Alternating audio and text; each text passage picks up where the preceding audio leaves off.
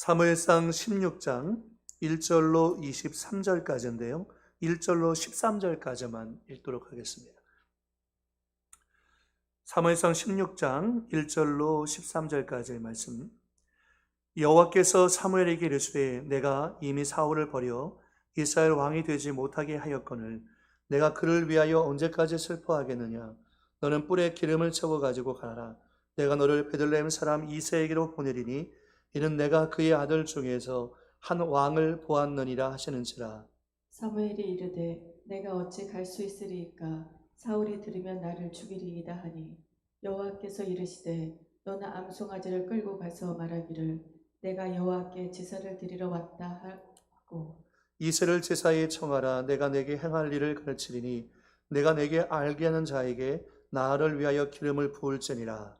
사무엘이 여호와의 말씀대로 행하여 베들레헴의 이름에 성읍 장로들이 떨며 그를 영접하여 이르되 평강을 위하여 오시나이까. 이르되 평강을 위함이니라. 내가 여호와께 제사하러 왔으니 스스로 성결하게 하고 와서 나와 함께 제사하자 하고 이새와 그의 아들들을 성결하게 하고 제사에 청하니라. 그들이 오매 사무엘이 엘리압을 보고 마음에 이르기를 여호와의 기름 부으실 자가 과연 주님 앞에 있도다 하였더니 여호와께서 사무엘에게 이르시되 그의 용모와 키를 보지 말라. 내가 이미 그를 버렸노라. 내가 보는 것은 사람과 같지 아니하니 사람은 외모를 보거니와 나 여호와는 중심을 보느니라 하시더라. 이새가 아비나답을 불러 사무엘 앞을 지나가게 하매 사무엘이 이르되 이도 여호와께서 택하지 아니하셨느니라 하니 이새가 산마로 지나게 하매 사무엘이 이르되 이도 여호와께서 택하지 아니하셨느니라 하니라. 이새가 그의 아들 일곱을 다 사무엘 앞으로 지나가게 하나 사무엘이 이새에게 이르되 여호와께서 이들을 택하지 아니하셨느니라 하고 또 사무엘이 이새에게 이르되 내 아들들이 다 여기 있느냐. 이새가 이르되 아직 막내가 남았는데 그는 양을 지키나이다. 사무엘이 이새에게 이르되 사람을 보내어 그를 데려오라. 그가 여기 오기까지 우리가 식사 자리에 앉지 아니하겠노라. 이에 사람을 보내어 그를 데려오매 그의 빛이 붉고 눈이 빼어나고 얼굴이 아름답더라. 여호와께서 이르시되 이가 그니 일어나 기름을 그에게 부으라 하시니라. 함께 했습니다. 사무엘이 기름 뿔병을 가져다가 그의 형제 중에서 그에게 부었더니 이날 이후로 다윗이 여호와의 영에게 크게 감동되니라. 사무엘이 떠나서 라마로 가니라. 아멘. 저희 성령께서 오늘 우리 가운데 함께 하시고 복을 내려 주실 줄 믿습니다. 사무엘상 16장 1절로 23절까지 말씀을 가져오셔서 나 여호와는 중심을 보느니라 라는 제목으로 같이 말씀의 은혜를 나누기 원합니다. 우리는 광야의 길을 걸어가면서 우리 스스로 하나님과의 관계 속에서 이런 고백을 할 때가 있습니다. 나는 왜 이렇게 부족한가? 남들을 보면은 성큼성큼 걸어가는 것 같은데 아이들 표현으로 보면은 나는 이렇게 찌질하고 나는 부족하고 연약하고 스스로 자신의 자존감이 무너져 있는 분들이 있습니다. 그래서 그런 분들의 특징 중에 하나가 뭐냐면 남이 나를 어떻게 보는가로 자신의 자존감을 만족해 하려는 사람들입니다. 그래서 남의 시선을 굉장히 중요하게 생각하는 거죠. 그래서 남이 나를 어떻게 보는가에 따라서 자신의 자존감이 높을 수도 있고 자존감이 낮아질 수도 있는 것입니다. 여러분, 칭찬은 분명 고래도 춤추게 만듭니다. 그러나 우리의 삶에 늘 칭찬 아래에만 있는 것은 아니죠. 그때 우리는 무엇인가 나에게 더 필요하다라고 생각합니다. 우리가 칭찬받지 못하면요.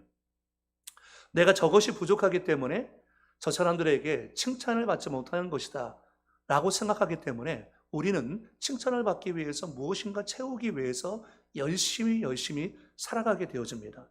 그래서 사람들은 정서의 허기나 마음의 공허함이 있으면 탐식과 탐욕을 갖게 되어집니다. 마음이 허기지고 정서가 허기지다 보니까 무엇인가 부족하다고 생각하는 거죠.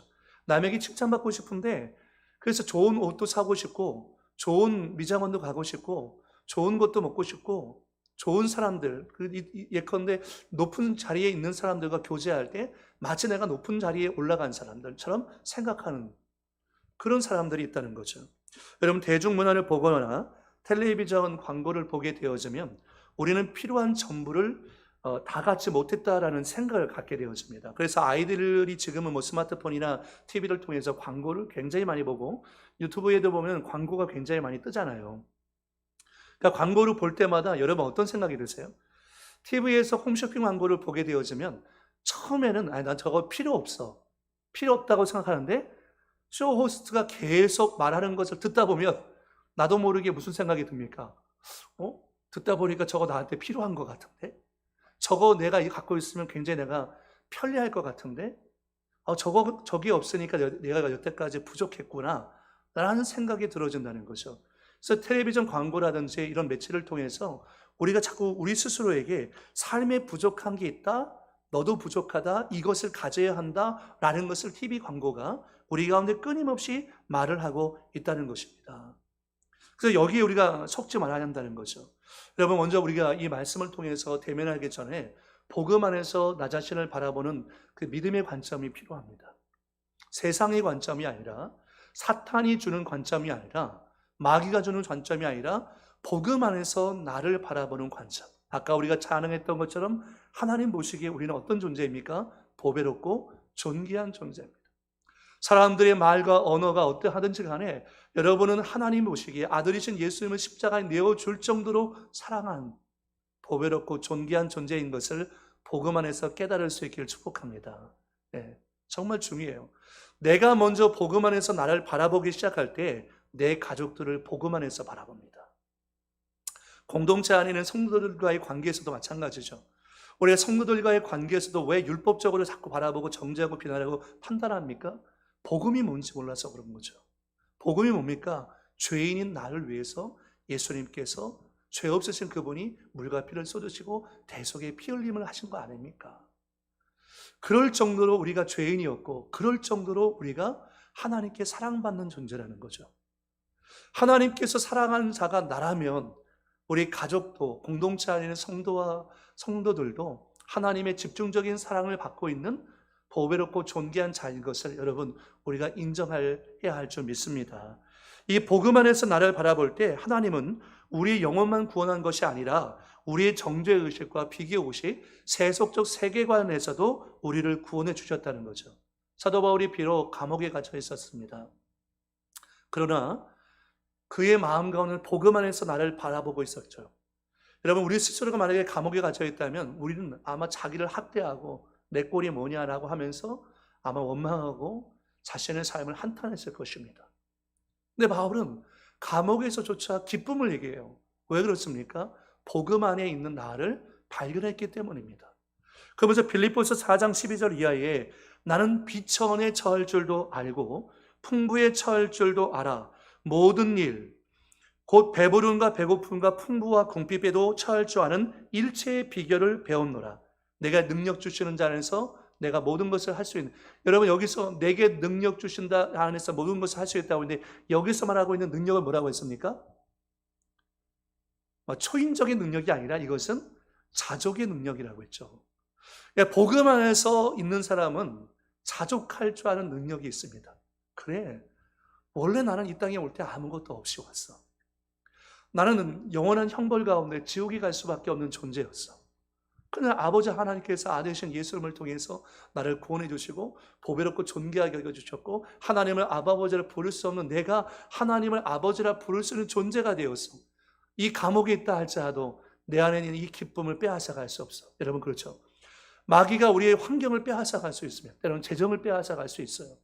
건강을 빼앗아갈 수 있습니다. 그러나 내 안에는 예수의 생명, 내 안에는 주님이 주신 기쁨을 빼앗아갈 수 없어요. 여러분, 그것을 빼앗기지 마시기를 예수의 이름으로 축복합니다. 우리 빌립보서 4장 18절 말씀 같이 한번 읽어볼까요? 시작. 내게는 모든 것이 있고 또 풍부한지라. 다시 여러분 믿음을 갖고 읽으세요. 시작. 모든 것이 있고 또 풍부한지라. 아멘이십니까? 네. 복음 안에 있는 우리는 내게는 모든 것이 되시는 예수 그리스도가 계시고 그분 때문에 우리는 충만하고 충분하고 부족함이 없다는 거죠. 예수님 때문에. 복음 안에 있는 자에게 주어지는 하나님의 선물인 것입니다. 우리가 성경 말씀 가운데 보면 가나의 혼인잔치에 부족함의 자리였죠. 그러나 부족함의 자리 가운데 누구만 있으면 됩니까? 예수님만 있으면, 예수님 한 분이면 충분하다는 거예요.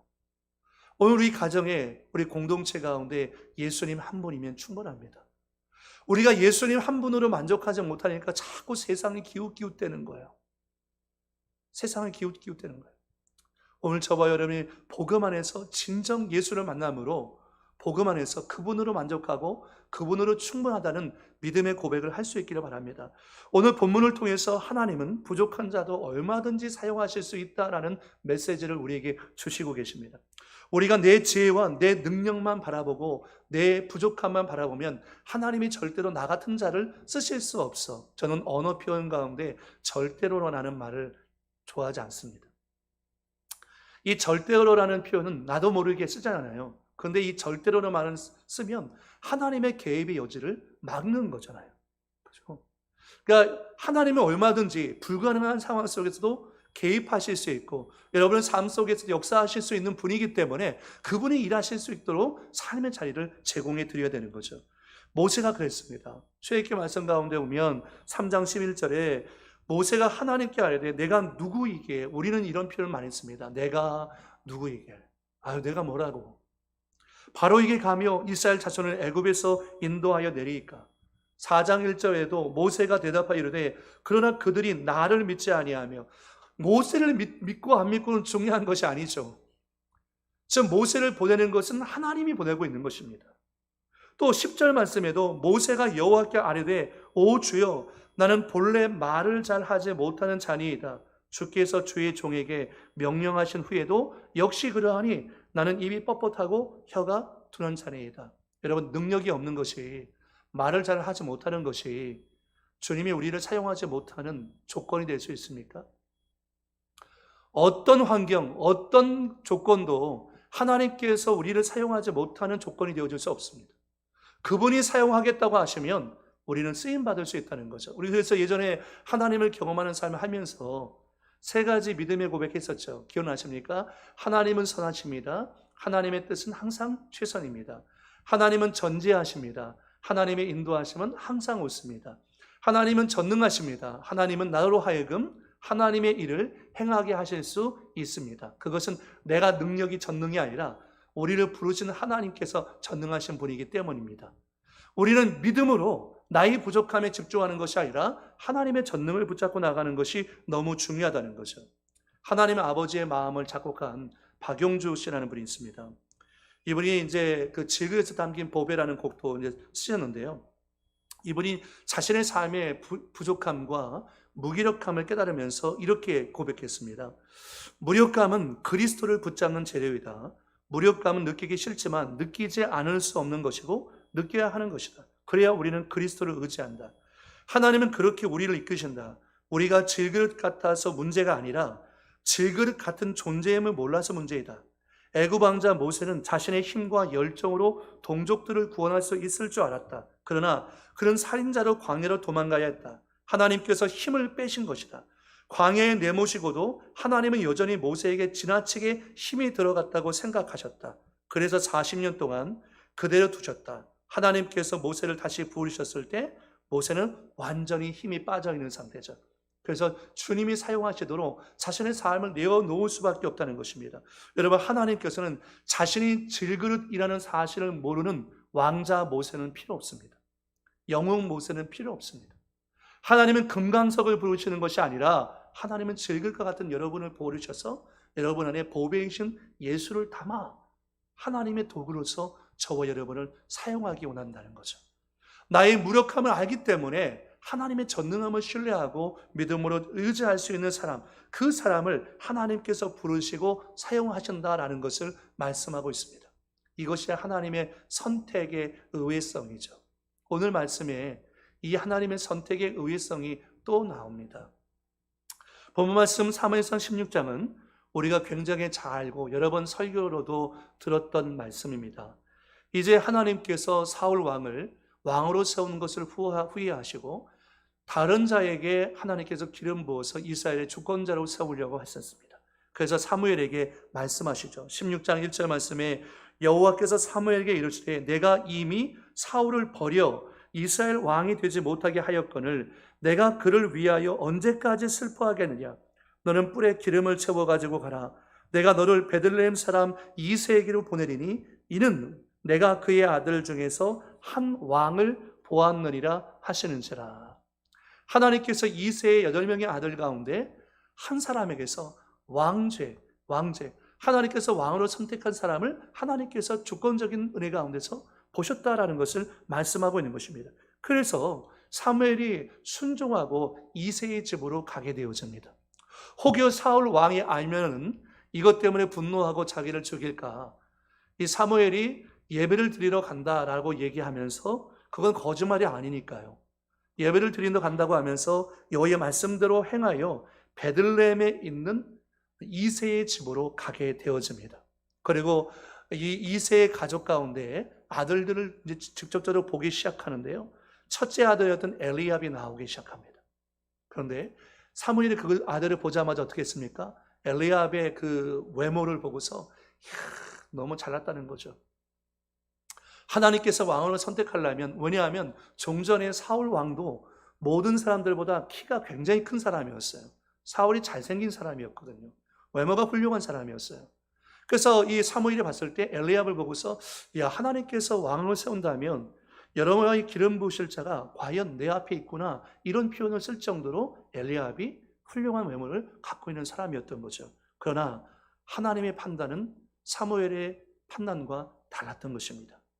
그래서 오늘 엘리압을 보고서 그렇게 말했던 사무엘에게 하나님이 이렇게 말씀하시죠. 우리 7절 말씀 같이 한번 읽어볼까요? 7절, 여호와께서 사무엘에게 이르시되 그의 용모와 키를 보지 말라.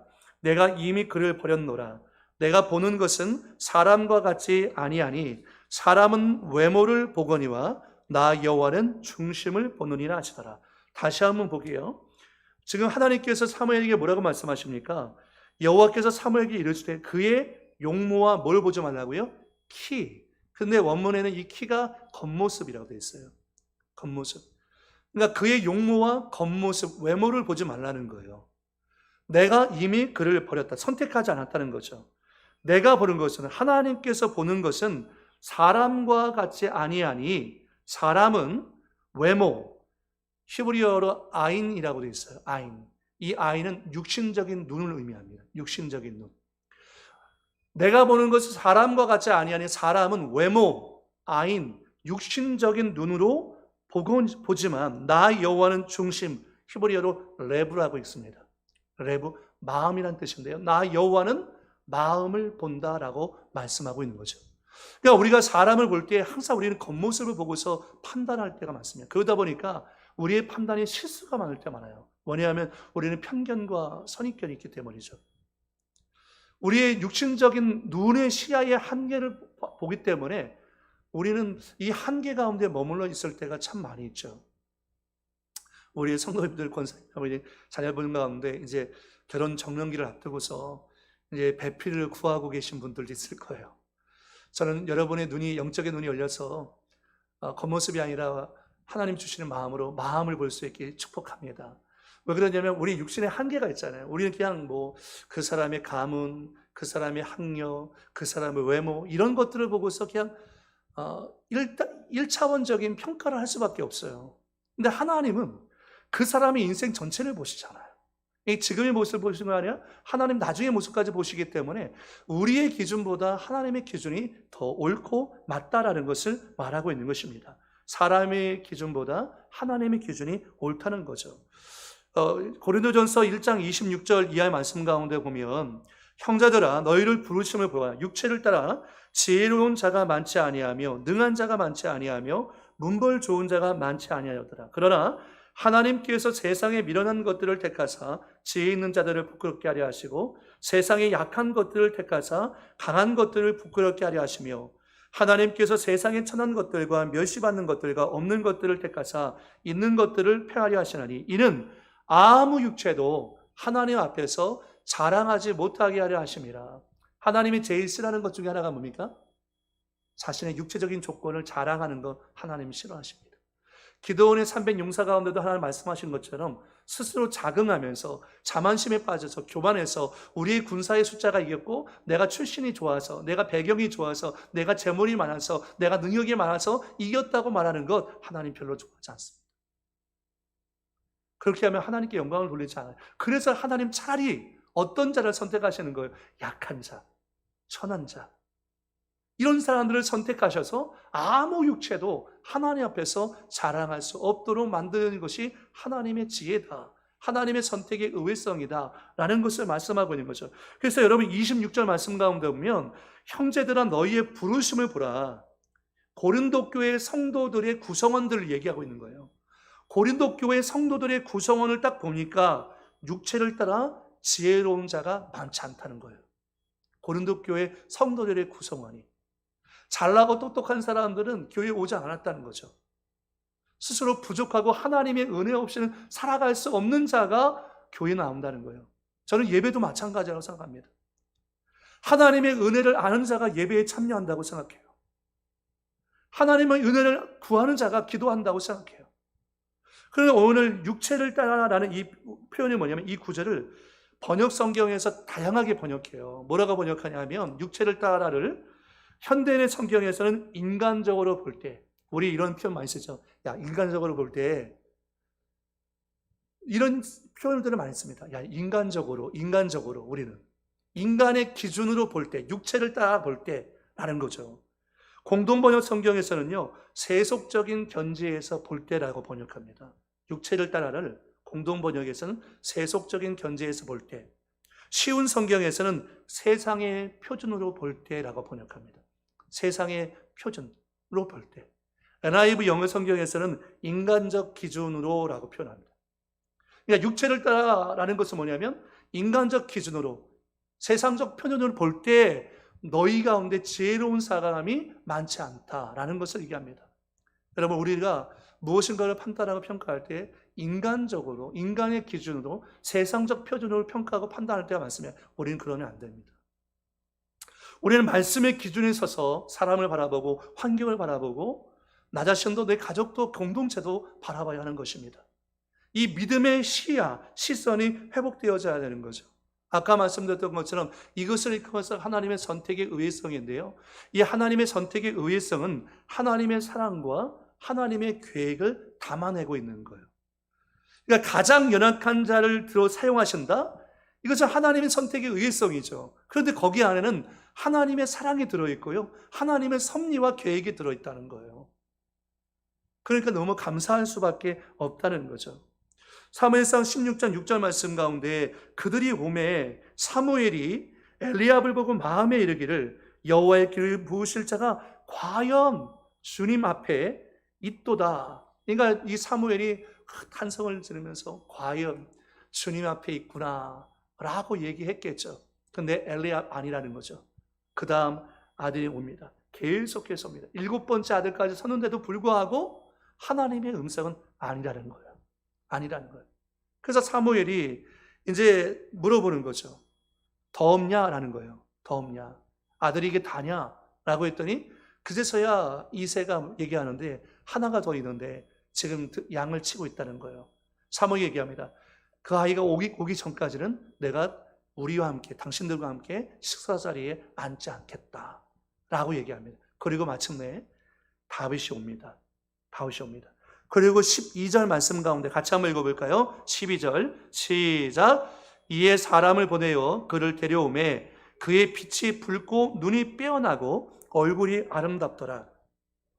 이르시되 이가 그니 일어나 기름을 부으라 하시는지라. 원판 불변의 법칙은 어쩔 수 없나 봐요.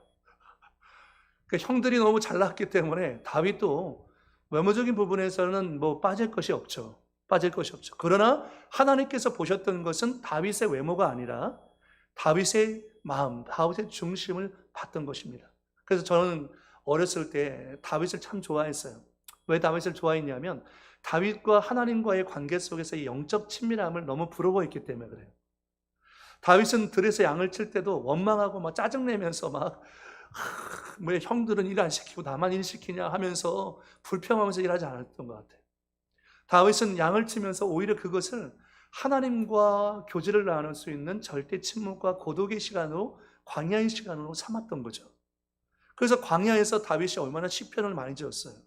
그 양을 치면서 시편을 많이 지었잖아요. 하나님과의 영적 친밀함, 그 모습을 하나님이 보시기에 너무 예쁜 거예요.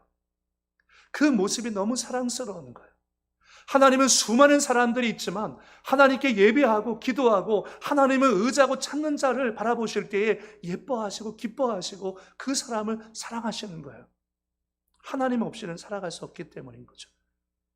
다윗이 하나님 보시기에 바로 뭐라고 얘기하십니까? 하나님께서 이가 그리라는 거예요. 야, 아까 내가 얘기했잖냐. 나는 외모를 보지 않고 겉모습을 보지 않고 중심을 본다고 했는데 얘가 그애야. 이가 그야. 다윗이 바로 그런 사람이야. 라고 하나님께서 사무엘에게 얘기하는 거죠. 이가 그니 일어나 기름을 부으라. 사도행전 13장 22절 말씀 가운데 보면 다윗에 대해서 이렇게 얘기합니다. 우리 같이 읽어볼까요? 시작. 다윗을 왕으로 세우시고 증언하여 이르시되 내가 사람이라 내 뜻을 다 이루리라. 아멘. 예. 여기 보니까 다윗을 만나니 하나님께서 다윗을 보자마자 뭐라고 표현하셨어요? 내 마음에 맞는 사람이라. 성경에 전무후무하죠. 이런 표현을 받은 사람은요. 하나님의 마음에 맞는 사람. 여러분, 어떻게 하면 하나님 마음에 맞는 사람이 될까요? 그 비밀은 뭘까요? 다른 데 있지 않습니다. 영적 친밀함에 있습니다. 다윗과 하나님의 관계가 그런 영적 친밀함을 누리는 관계였다는 거죠. 그러니까 하나님의 음성이 예민하게 반응하고 하나님께 노래하고 하나님을 찬양하고 하나님께 기도하는 것을 기뻐하는 거예요. 여러분, 그래서 혼자 기도하고 할 때도요, 찬양 많이 하세요.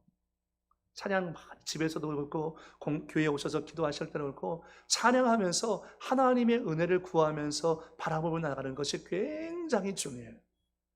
굉장히 중요해요. 하나님 앞에 이 다윗은 수금을 치면서 상상이 되지 않습니까? 그 수금을 칠 때 사울 왕에게 들려있던 악령이 떠나갔잖아요. 그 찬양이 얼마나 능력이 있어요. 그런데 그 능력 있는 찬양이 어디서 나오는 거예요? 영적 친밀함에서 나온 거예요. 영적 친밀함. 하나님과 관계 속에서 나온 거거든요. 하나님 마음에 맞는 사람이었다. 그리고 하나님께서 뭐라고 말씀하면 내 뜻을 다 그를 통해서 이루리라 라고 말씀했던 것입니다. 여러분, 우리는 선물을 받을 때 포장지가 중요합니까? 내용이 중요해요? 그렇죠. 포장지를 모셔드리는 사람은 없어요. 근데 사람은 이 포장지에 집중한다는 거예요. 그게 육신을 따라 세속적인 견제에서 볼 때, 세속적인 표준에서 볼 때는 사람은 자꾸 포장지를 봐요. 그걸 보고 평가하고 판단해요. 그러나 하나님은 뭘 보십니까? 중심, 마음을 보신다는 거예요. 마음 보신다는 거죠. 그런데 그 마음이 하나님 보시기에는 합한 거예요. 저는 여러분이 하나님 보시기에 꼭 맞는 마음, 합한 마음을 가질 수 있기를 정말 축복합니다. 여러분, 이스라엘을 선택한 것도 하나님께서 이스라엘이 강하기 때문이 아니었죠. 정말 성경을 연구해보면 하나님 하필이면 왜 이스라엘을 선택하셨을까라는 생각이 들어요. 정말 선택의 의외성이에요. 그런데 이 선택이 하나님께서 뭐라고 분명히 말씀하셨죠. 내가 이스라엘을 선택한 것은 그들이 가장 작은 연고라. 이스라엘은 하나님밖에 의지할 수 없어요. 하나님은 신앙할 수밖에 없는 민족이에요. 그런데 그런 민족이 하나님을 배신하고 불순종할 때 그들이 하나님 앞에 징계를 받게 되었던 것을 보죠. 여러분, 오늘 하나님께서 우리를 바라보실 때 우리의 과거를 보는 것이 아니라 하나님은 우리의 미래를 보고 있다는 것입니다. 다윗을 볼 때도 다윗의 과거를 보는 것이 아니라 다윗을 통해서 이루실 하나님의 계획을 하나님께서 바라보면서 그를 축복하고 계신 거예요. 그래서 뭐라고 얘기하시냐면 사무엘상 16장 1절 다시 보면 여호와께서 사무엘에게 이르시되 내가 이미 사울을 버려 이스라엘 왕이 되지 못하게 하였거늘 내가 그를 위하여 언제까지 슬퍼하겠느냐. 너는 뿔에 기름을 채워 가지고 가라. 내가 너를 베들레헴 사람 이새에게로 보내리니 이는 내가 그의 아들 중에서 뭘 봤습니까? 한 왕을 보았다는 거죠. 아직 다윗은 왕이 아닙니다. 일개 목동에 지나지 않습니다. 그러나 하나님은 목동인 다윗에게서 뭘 보고 계세요? 왕 다윗을 보고 계십니다. 그러니까 우리가 볼 때 사람들의 포장지만 보고 평가하고 판단하지만 우리 자녀들을 볼 때도 그래요. 이 녀석이 나중에 뭐 될까? 안타깝죠. 그런데 여러분, 정말 믿음의 눈으로 바라보면 우리가 축복해 줄 수 있어요. 하나님이 이 아이의 삶을 향한 놀라운 계획을 갖고 있잖아요. 그래서 여러분 매일마다 축복해 줘야 돼요. 얘야, 보라야, 하나님 너를 위해서 놀라운 계획을 갖고 계셔. 아멘이 안 나오시네. 보라만 뭐 하시는 거예요? 아이들 축복해 줘야죠. 우리가 정말 하나님 너를 향해서 놀라운 계획을 갖고 있다. 왜냐하면 아이들이 이 세상의 경쟁 사회 속에서 상처받고 정말 마음의 좌절감과 열등감에 휩싸여 살고 있는 아이들이 얼마나 많아요. 정말 아이들 바라보면 안쓰러워요. 아이들 보면 안쓰러워요. 그러니까 정말 주님이 이 아이들을 축복해 주지 않고 함께 해 주지 않고서는 이 아이들이 살아갈 수 없는 거죠. 그래서 우리 축복해 주는 것밖에 없잖아요. 우리는 부모의 역할이잖아요. 너는 잘 될 거야. 하나님 너와 함께 하셔. 하나님 너를 위해서 놀라운 계획을 갖고 있어. 이 연단과 이 훈련이 결코 헛되지 않아. 라고 계속해서 우리가 축복해 줄 수 있는 거죠. 영국의 앤드류 왕자가 어머니 다이애나 비가 죽었을 때 한 인터뷰에서 받고서 이런 대답을 했어요. 과거에 얽매여 울고 있기에는 너무나 인생이 짧다라는 거죠. 지나간 시간들에 자꾸 톱질하지 말고 우리에게 다가올 미래를 바라보면서 하나님을 신뢰하고 나가자는 거예요. 이것이 중요하다는 거죠. 그리고 하나님께서 다윗을 이렇게 선택할 수 있었던 중요한 이유 가운데 하나는 뭐냐면 다윗이 참으로 하나님 앞에 성실한 사람이었기 때문이라는 것입니다. 성실한 사람. 다윗이 이제 사무엘상 17장 34절 말씀 가운데 보면 골리앗과의 싸움에 나가기 전에 이렇게 얘기합니다. 다윗이 사울에게 말하되 주의 종이 아버지의 양을 지킬 때 이렇게 했다는 거예요. 사자나 곰이 와서 양떼에게 새끼를 물어가면 내가 따라가서 그것을 치고 그 입에서 새끼를 건져내었고 그것이 일어나 나를 해하고자 하면 내가 그 수염을 잡고 그것을 쳐 죽였나이다. 여러분, 곰과 사자가 오는데 무섭지 않은 사람이 어디 있겠습니까? 그런데 이 다윗은 양을 지킨다는 일념하에 곰과 사자를 향해서 대항해서 그것을 이겼다는 거죠. 그가 이렇게 이길 수 있었던 것은 자기 자신 스스로의 힘이 아니라 저는 충분히 하나님과의 친밀감에서 오는 영적인 힘이었다라고 확신합니다.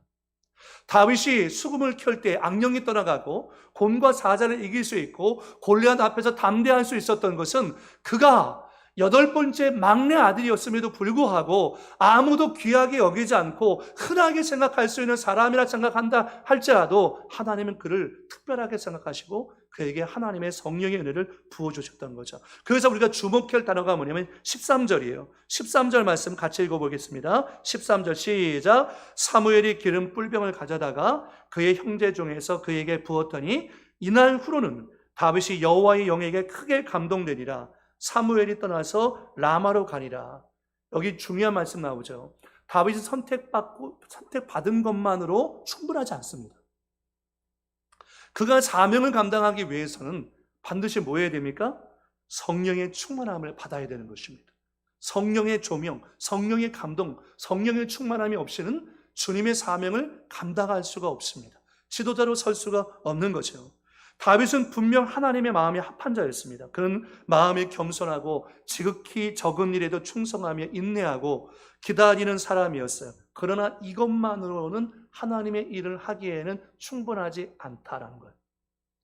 여러분 여기 앉아 계신 분들 제가 보기엔 다 착한 분들입니다. 선한 분들입니다. 그러나 우리가 착하다라고 하는 것이 하나님의 일을 감당하기 위한 충분한 조건이 되지 못합니다. 그 착함 위에 뭐가 있어야 됩니까? 성령의 충만함이 있어야 됩니다. 성령의 은혜가 부어져야 돼요. 그래야 우리가 하나님의 일을 감당할 수가 있는 거예요. 하나님의 능력이 부어지지 않고서는 감당할 수가 없다는 거죠. 그에게 특별한 은혜가 필요한데 이게 바로 성령에 감동된 자라는 거죠. 그래서 여러분 다윗이 나중에 밧세바와 동침하고 난 다음에 그가 나단 선지자를 통해서 그 죄가 지적받았을 때 그가 성소로 들어가서 자신의 옷을 찢고서 시편 51편 11절 이렇게 얘기하잖아요. 나를 주 앞에서 쫓아내지 마시며 주의 성령을 내게서 거두지 마소서. 예전에 제가 그런 말씀 드린 적이 있어요. 신학교 다닐 때 우리 신학생들끼리 가장 심한 욕이 뭐냐, 가장 심한 욕이 이 성령 없이 사역할 놈아, 이게 가장 심한 욕이라는 거예요. 성령 없이는 사역할 수 없기 때문에 성령 충만하지 않고서는 봉사할 수 없어요. 자꾸 여러분 성령 없이 봉사하면 번아웃 돼요. 탈진해요. 성령 없이 봉사하면 남을 자꾸 비교하고 판단하게 돼 있어요. 성령 안에 봉사해 나도 행복하고 공동체도 행복하고 하나님께 영광이 되는 거예요. 그래서 이 성령 충만이 정말 중요한 거죠. 다윗은 그걸 알았던 거예요. 그래서 주님, 내게서 성령을 거두지 마옵소서 라고 기도할 수 있었던 거죠. 다윗은 궁궐에서 쫓겨나는 것보다 주님 앞에서 쫓겨나는 것을 더 두려워했어요. 사울은 어떻겠습니까? 반대였잖아요. 다윗은 궁궐에서 쫓겨나는 것보다 주 앞에서 쫓겨나는 것을 더 두려워했는데, 사울은 주 앞에서 쫓겨나는 것보다 궁궐에서 쫓겨나는 것을 더 두려워했잖아요. 그러니까 시기와 질투에 사로잡힌 거예요. 그래서 다윗은 하나님과 영적 친밀함이 있었기 때문에 주님 앞에서 떠난다? 그건 참 상상할 수 없는 거예요. 주님과 내가 멀어진다? 있을 수 없는 일이에요. 성령의 은혜 없이 살아간다? 그건 불가능한 일이라는 거죠. 그래서 그 은혜를 구하면서 기도하면서 나가는 거죠. 그래서 여러분, 다윗이 성령의 은혜를 알았기 때문에, 하나님의 은혜를 알았기 때문에 성령의 감동 가운데 사무엘하 6장 21절 말씀 가운데 보니까 다윗이 미갈에게 이르되 이는 여호와 앞에서 한 것이라. 코람데오죠. 그가 내 아버지와 그의 온 집을 버리시고, 내 위에 형들이 너무너무 많은데 나보다 잘나고 능력이 많은 사람이 많음에도 불구하고 나를 택하사 나를 여호와의 백성 이스라엘의 주권자로 삼으셨으니, 그러니 내가 어찌 여호와 앞에서 뛰놀지 않을 수 있겠냐는 거예요. 내가 이보다 더 낮아져서 스스로 천하게 보이는다 할지라도 내가 말한 바 계집종에게는 내가 높임을 받으리라 한지라 라고 다윗이 고백하고 있는 거예요. 나는 괜찮아. 너희들이 내가 왕이 어떻게 바지 내려가는 것도 모르고 저렇게 추하게 춤을 추고 있어. 남들은 그렇게 얘기할지 몰라요. 여러분이 찬양할 때 손 들고 찬양하고 일어서서 찬양하고 춤추며 찬양할 때 남들은 그렇게 얘기할지 몰라요. 그러나 하나님은 아시는 거예요. 나는 알아요. 나를 구원하신 예수 그리스도의 십자가의 사랑이 너무 놀라워요. 내 안에 계신 성령님의 사랑이 너무 커요. 그 사랑 앞에 내가 압도되어서 하나님을 찬양할 때 손을 들지 않고서 찬양하지 않을 수 없어요. 여러분, 정말 경험해 보면 다 알지만 은혜 가운데서 두 손 들고 찬양하면요, 손을 오래 들고 있어도 팔 안 아파요. 네. 50견도 날 줄 믿습니다. 팔 안 아파요. 근데 막 정말 은혜 받지 않은 상태에서 막 찬양할 때 앞에서 손 들라고 그러면 정말 순교의 정신은 손을 들죠. 억지로 들고 막 들고 있으면 발발 떨려요. 네. 박수 치자고 그러면요, 정말 힘들어요. 팔이 아파요. 팔이 아파요. 은혜가 안 될 때 박수 치자고 그러면, 감동이 없을 박수 치자고 그러면 막 팔이 아파요. 그런데요, 정말 성령의 감동 되면요, 막 손이 시뻘개질 정도로 막, 우리 옛날에 그랬잖아요. 그죠? 정말 막 한 시간 내내 박수 치면서 막 해도 지치지 않아요. 저는 우리 교회가 그런 찬양의 열정을 회복할 수 있게 축복합니다. 네. 우리가 성령이 감동받고 하나님의 은혜가 임할 때 이와 같은 예배, 이와 같은 찬양 우리가 하나님 앞에 드릴 수 있다라는 것을 말씀하고 있는 거죠. 다윗은 그랬다는 거예요. 영적 치밀한 가운데서 나 같은 자를 선택해 주시고 나 같은 자를 이스라엘 주권자 삼으신 하나님, 내가 천하게 보인다 할지라도 나는 주님 앞에 찬양하며 살겠습니다. 이게 다윗의 결심이었어요. 저는 오늘 여러분이 천국 가는 그때까지 하나님은 찬양하며 사시길 축복합니다. 아멘. 이 세상에서 찬양하며 살다가 천국 가서 영원히 찬양하며 사는 거예요. 그러니까 이 땅의 찬양, 우리가 기쁨으로 찬양하고 즐거움으로 찬양, 예배도 기쁨으로 즐거움으로 드릴 수 있기를 바랍니다. 우리가 스스로 생각할 때 나는 부족하다, 나는 연약하다라고 느끼는 것은 오히려 우리의 단점이 아니라 우리의 장점이 될 수 있습니다. 왜냐하면 자신의 무력함을 알기 때문에 하나님을 의지하게 되거든요. 많은 사람들이 자신의 무기력함을 모르기 때문에, 부족함을 모르기 때문에 하나님을 의지하지 않고 지금도 자기 힘과 지혜로 살아보려고 아둥바둥하며 사는 것입니다. 그러나 여러분, 우리의 힘과 능력이 아닌 오직 하나님의 힘과 능력으로 되어지는 역사가 여러분의 삶 가운데 일어날 수 있기를 축복합니다. 우리 시편 34편 9절 말씀 같이 읽어보겠습니다. 시작. 너희 성도들아 여호와를 경외하라. 그를 경외하는 자에게는 부족함이 없도다. 아멘이 되십니까? 아멘. 또 누가복음 22장 35절 말씀 가운데 보니까 그들에게 이르시되 내가 너희를 전대와 배낭과 신발도 없이 보내었을 때에 부정한 것이 있더냐?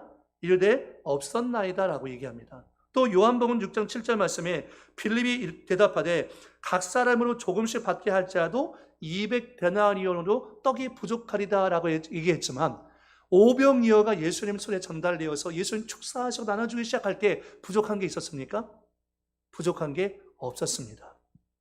문제는 부족하다고 생각하는 우리의 불신앙적인 생각이 문제인 거예요. 부족하다고 생각하는. 오늘 하나님의 전능을 선포하시기 바랍니다. 하나님의 능력을 선포하시기 바랍니다. 여호와는 나의 목자시니 내게 부족함이 없다는 것을 믿고 선포하시기 바랍니다. 저는 지난 주일날 말씀 묵상하면서 오늘 아침에도 그런 생각이 자꾸 드는 거예요. 이스라엘 백성들이 광야 40년 생활 동안에 그들이 굶어 죽은 사람은 없어요. 그죠? 목말라 죽은 사람은 없어요, 여러분. 그들이 의복이 헤어지고 신발이 닳아가지고 죽은 사람은 없어요. 그런데 어떻게 죽었어요?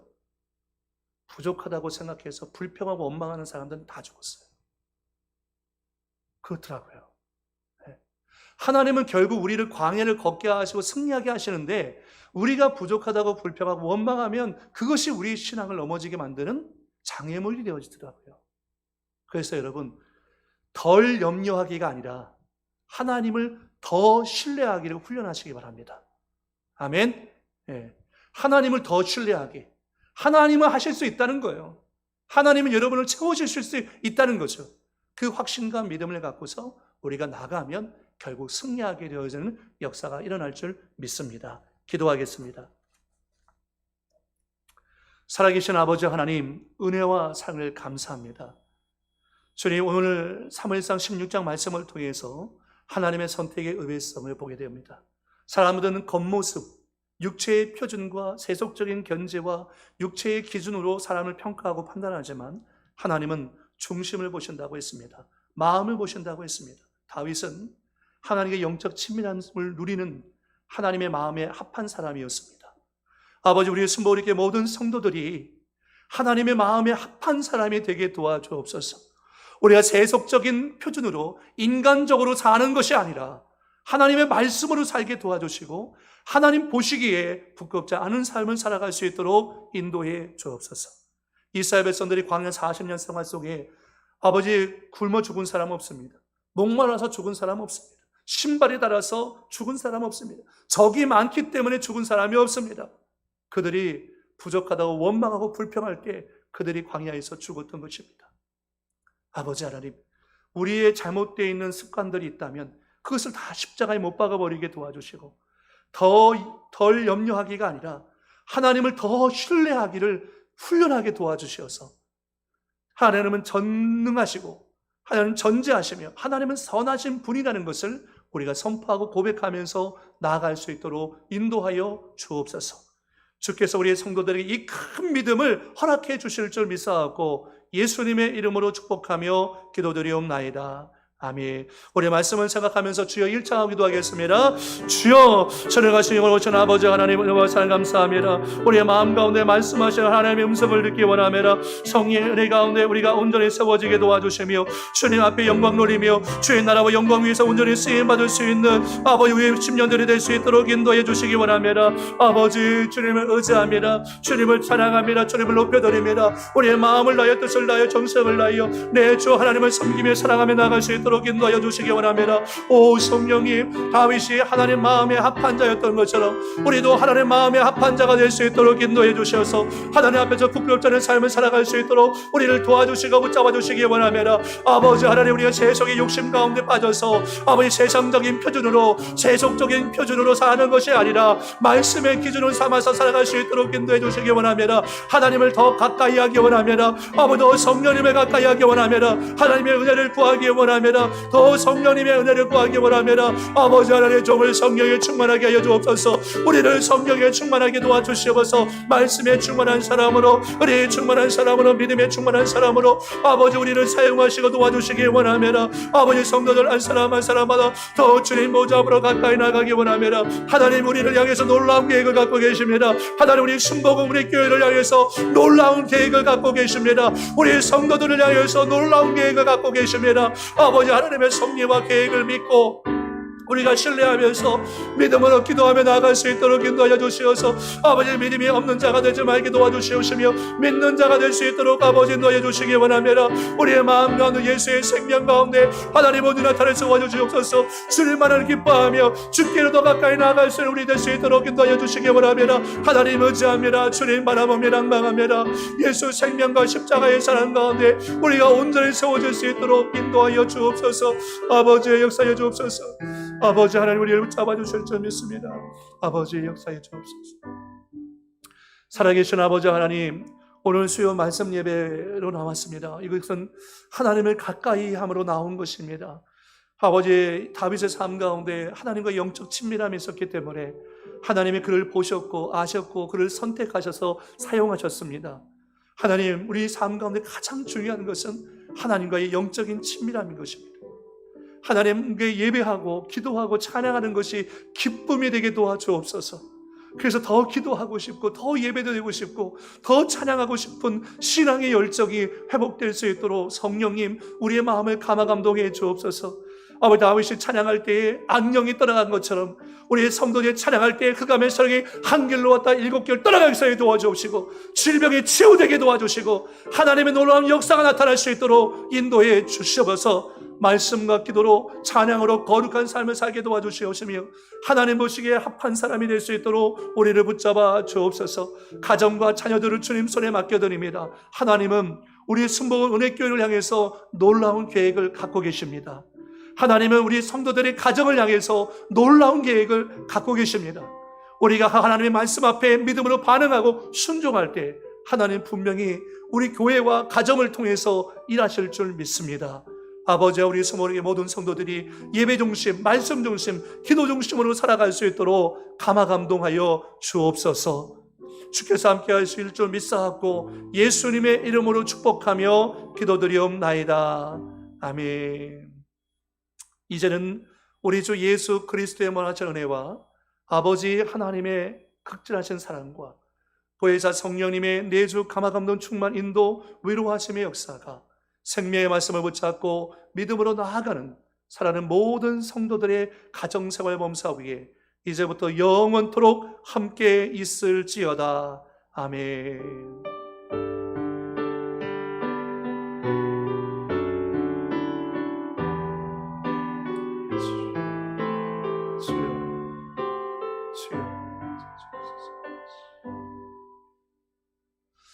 할렐루야. 하나님께 영광을 받습니다. 하나님 감사합니다.